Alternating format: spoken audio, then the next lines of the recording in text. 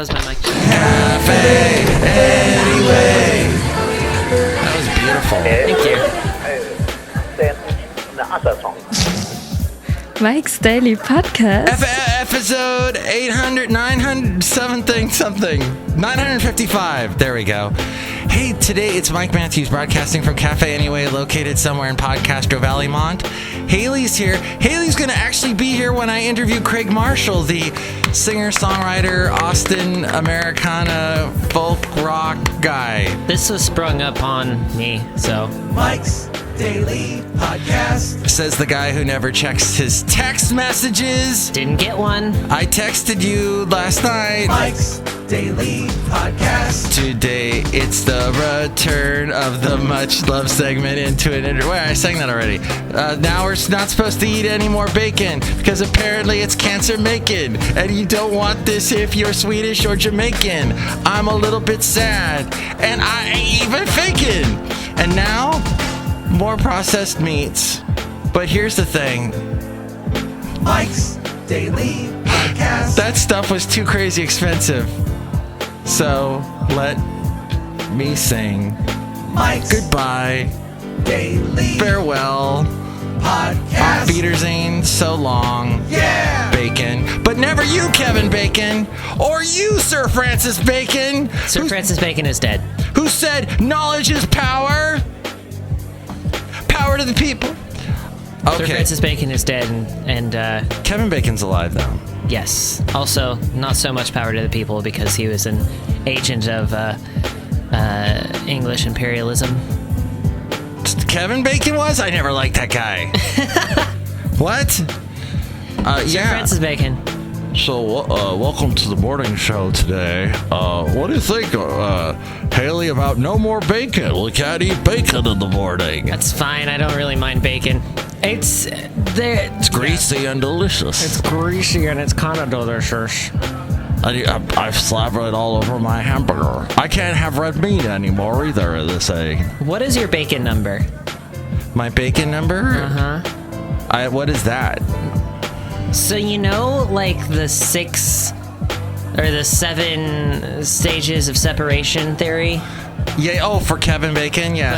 Separation of bacon. 6 degrees of separation. Everyone is somehow connected to Kevin Bacon. So right. Finding your specific bacon number is very important. I think mine's 2. Wait, how are you connected to Kevin Bacon? Because I met John Voight.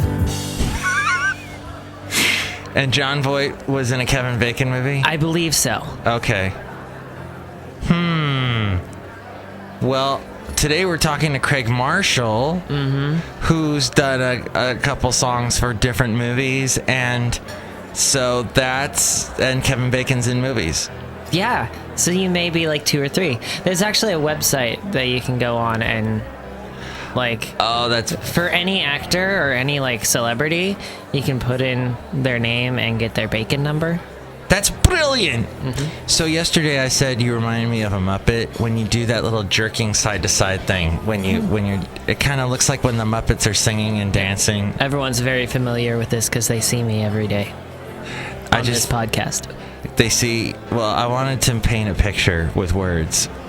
And so that was you do that jerking thing when you're like singing and stuff. Like that, yeah, we're rocking. But you're kind of like stiff like a Muppet. It's like because you're stiff in the head, yeah. Are you really a Muppet? No, I'm maybe. Convinced that you are. I could be. Look who just walked in. Hello, Michael Matthews. This is Madame Rootabega. I am afraid of Muppets. Ooh. It's okay, nothing to fear. Muppets are creative little beings. That's weird. Why would you be so scared, Madame Rootabega? I don't know. Because this is like theater of the mind. I always just assumed Madame Rootabega was a Muppet. What? Dun dun dun. I'll put that thing there. Okay. Then Madame Rootabega, she walked out and she contemplated and thought about her life. And she said things like this. I wonder who I really am. Am I a Muppet or a human being? And it became that movie with the Jason Segel and... Except Natasha Bedingfield did the soundtrack. Oh. because I am unwritten. No, wait. Which one are you thinking? I was thinking, feel the rain on your Muppet skin. No one else can feel it for you. Only you can let it in. No one else can speak the words on your Muppet lips. Muppet lips, Muppet skin. Yes, that song was called Unwritten. Now, look who else just walked in. Hello there, Mike. This is Valentino, the parking attendant. And this is Bison Bentley. Do you know that? Mike, we just realized how little sleep we actually had last night.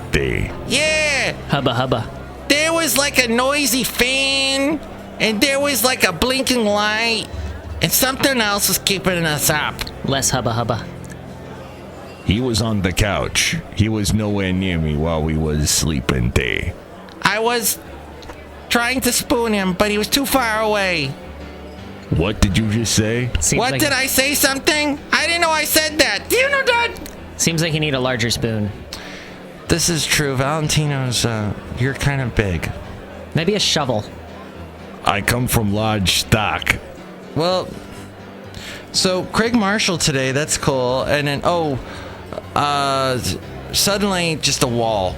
I hit a wall just then. Did you see that wall? Martin Shkreli is super mad.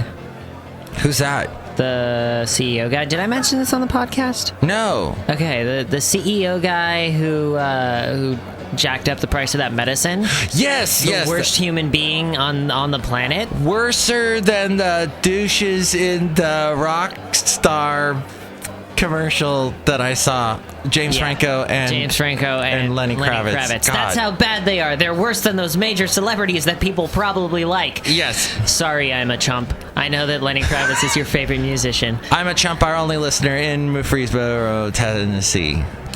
Okay, anyway, go on with your story. So there's another pharmaceutical company that took the same active ingredient that's in the medicine that he racked the price up of, and they made another medicine with it, and they're selling it for $1. Serious? Oh, that's awesome. And apparently they're actually looking into manufacturing other medicines that the price has been ludicrously jacked up on, or like knockoffs and similar products to them. Because apparently it's a pretty ludicrous business because people need medicines. Yeah. Wow, amazing. If you put a medicine above a price range of someone who needs it, they're not gonna bleed themselves dry buying it. Right. They're gonna die. Right.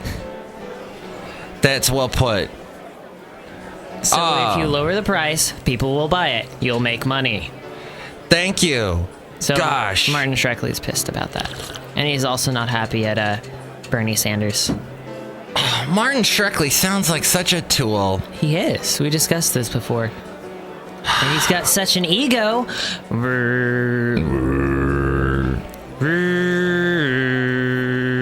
I think then Martin Shkreli should eat a bunch of bacon. I didn't think you were gonna say bacon. Oh, okay. Do you like bacon? Yeah. It's not my favorite. No. I've had bacon donuts. Whoa, where'd you have that? In Michigan? Huh. Montana? I just heard on our station that we monitor that there's gonna be Pop-Tarts just came out with news that they're gonna do bacon Pop-Tarts, which of course they are. Shot themselves in the foot. But I used to eat a lot of it, and I didn't like the way it made me feel. I'd eat bacon, and I felt horrible afterwards. Yeah, you feel pretty bogged down, because it's greasy. Yeah. And whatnot. I like bacon strips. I don't mind eating strips of bacon. If you mix bacon in with something, it just overly salts and greasifies whatever you put it with. It was okay with the donut. Because it was like a maple donut, and then there was a strip of bacon on top. So that worked out just fine. Yeah, it's a good contrast to flavors. Yes. Oh, that's good. Did you feel like really crazy afterwards? Like just totally hyper and everything? No. Because that's how I feel after bacon, too. I all of a sudden I get this jolt of energy, and then I crash. Interesting. All right. We're going to talk to Craig Marshall in a moment. We're stalling. No, we're not, because here he is. Into an interview. Yeah. Hey, so it's Mike Matthews. Hello, Craig. Yeah, hey, how's it going? Good. How are you in Austin? It's like 8 a.m. It's a little early, but it's even earlier for you. Yeah. Unfortunately. We're really Yeah. barely, our eyes are barely open. Yeah. We're like those little newborn raccoons, and they're brought into the light, and they can't see. And anyway, you came from New York originally. Yeah, I've been here over 20 years, so yeah. Oh, okay. So, yeah, but, just, full-time musician in Austin. Wow, for 20 years. And Yeah. how do you like Austin? Oh, it's great. I mean, it kind of, it lives up to its live music name, and, you can play as much as you want, and, it's a good scene. It's building, all the time. So it's been good. And like, do you play often in Austin? Often in Austin? I play, quite a bit, 3 or 4 a week. I've got kind of the two different projects that I play with. So, kind of divided up over. What are your projects? What are your projects aside from your solo work? He's doing the Lucky Strikes. I still play with the Lucky Strikes, which is the jazz swing band that I've played with for about 20 years, and we still play every week or two, once or twice a week. So there's that, and then there's my solo stuff, acoustic solo or band. Starting to get more band stuff. And your solo stuff is so Americana, so like classic country sounding, and then Lucky Strikes is more swing. And there's two separate things. The original thing is what I've been pursuing lately as a songwriter, as an artist, and putting out records and touring and all that. So that's been the focus as far as writing and producing records and stuff. I heard your song "Something on Your Mind," and I really enjoyed it, and that's part of your album After All, which is now out. So that just came out in August. I guess you heard it somewhere, station, I guess, somewhere. Yeah, the Current, which I think is Minnesota Public Radio's from Minneapolis, thing. Yeah. You think it was the Current? Yeah, that's cool. And I was like, oh, this is a great song. It's got kind of da da da da da da. It's like really like happy. It makes me want to dance. Yeah. It's one of the more up-tempo kind of rockin' pop songs, but it's got a little country flavor. I don't know. It was just one of the ones that made it onto this new record, and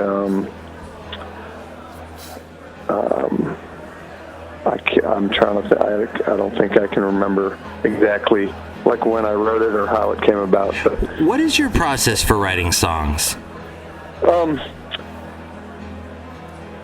I come up with melodies, usually melodies first completely. I mean, I'm such a music guy that I've got music in my head, and I'll just walk around and come up with a musical line, and then put it to guitar, and then finish the music before really words start coming. And then I'll come up with a title. Right. In this case, Something on Your Mind fit the rhythm of the melody line. So I once I got the title, I kind of ran with that. It's like Something on Your Mind. That's kind of a phrase that fits, and then it's a little bit backwards writing. Not everyone writes that way, but that's I've always done that. I've always been a music first and melody first and kind of hook writing like that. So After All is the name of the latest record. It's on Big Ticket Records, and they can find it at craigmarshall.com. Typical online sites, CD Baby and Amazon and iTunes and all that. Well, let's play Something on Your Mind right now, and I'm going to dance to it around you in my mind in Austin. Yeah, glad you dig it. As I'm playing it, and it's Mr. Craig Marshall here at Cafe Anyway on Mike's Daily Podcast. Something on your mind. Something on your mind. Oh, that was great, that interview. The first part with Craig Marshall. As we go outside of Cafe Anyway, we're bringing you Mike's Daily Podcast somewhere in Podcastro Valley. His song, Something on Your Mind. And here's today's podcast picture. The podcast picture is of Craig Marshall. There he is. What a surprise. There's his face. And I want to thank him, and thank you, Haley, for being here. It's really early. Honestly, we can't open our eyes. Yeah. It's so early. That's the first interview I've done, like, with you and someone. Yeah, you jumped right in there and asked a question. Yeah. And you'll do that again when we play part 2 of the 3-part interview tomorrow. Or have I already done it? Ba-dum-bum-bum. Yeah, so he's going to be that as well there on with us together, so forth. Words. And we'll also hear from John Deere the engineer, Floyd the Floorman, and Chely Shoehart. And that's about it. Or did you have fun on the first Into an interview that you're on? I did, yeah. I mean, he's an interesting guy. He's obviously been around for a while. And I guess we need to... I think we did pretty good. I mean, it's hard to do 2 people interviewing one person. Mm-hmm. We have a rhythm